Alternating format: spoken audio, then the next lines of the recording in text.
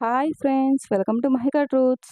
గర్భగుడిలో దేవుడి విగ్రహం ఉన్న ప్రదేశంలో ఉన్న శక్తి గురించి మనం ఈ వీడియోలో తెలుసుకుందాం.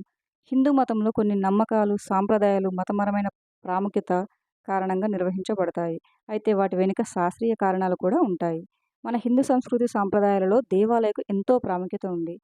భక్తులందరూ వివిధ రకాల కోరికలతో గుడికి వెళ్ళి స్వామివారి దగ్గర కోరికను తెలుపుకుంటారు. దేవాలయంలో మూల విరాట్ గల ప్రదేశాన్ని గర్భగుడి అని అంటారు. దేవాలయానికి గర్భగుడి ప్రధానమైనది. గర్భగుడిని మూలస్థానం అంటారు. ఈ మూలస్థానాలన్నీ కూడా హిందూ ధర్మశాస్త్రంలో ఆగమ సూత్రాలను అనుసరించి నిర్మించబడి ఉంటాయి.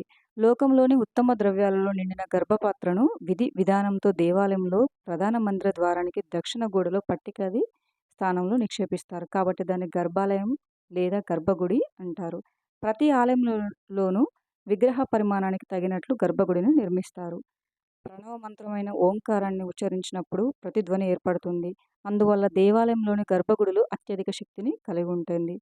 గర్భాలయం పైన గల విమానం ఎత్తు చాలా తక్కువగా ఉంటుంది. ఈ విమానంపై ఒక కలశం మాత్రమే ఉంచుతారు. రాగితో చేయబడిన ఈ కలశం బంగారు పూతను కలిగి ఉంటుంది. నవగ్రహాలు, 27 నక్షత్రాల నుంచి వచ్చే శక్తివంతమైన కిరణాలను ఈ కలశం గ్రహించి శక్తిని గర్భాలయంలో ఉన్న యంత్రంలో అనబడే రాగి రేకులను చేరవేస్తుంది. అప్పుడు ఆ శక్తిని వాటి నుండి విగ్రహం గ్రహిస్తుంది. దేవాలయానికి వెళ్ళి అక్కడ దైవాన్ని దర్శించినప్పుడు ఈ శక్తి సహజంగానే భక్తుల దేహంపై ప్రభావం చూపి ఆరోగ్యాన్ని ఇస్తుంది. గర్భాలయం ఒక శక్తి కేంద్రంగా పనిచేస్తుంది. కనుకనే ఆ శక్తి అన్ని దిక్కులకు వెళ్లకుండా ఒకవైపుకు మాత్రమే వెళ్ళాలని అగమశాస్త్రం చెబుతుంది. ఈ కారణంగానే గర్భాలయానికి కిటికీలు కూడా లేకుండా ఒకే ఒక ద్వారం మాత్రమే ఏర్పాటు చేస్తారు.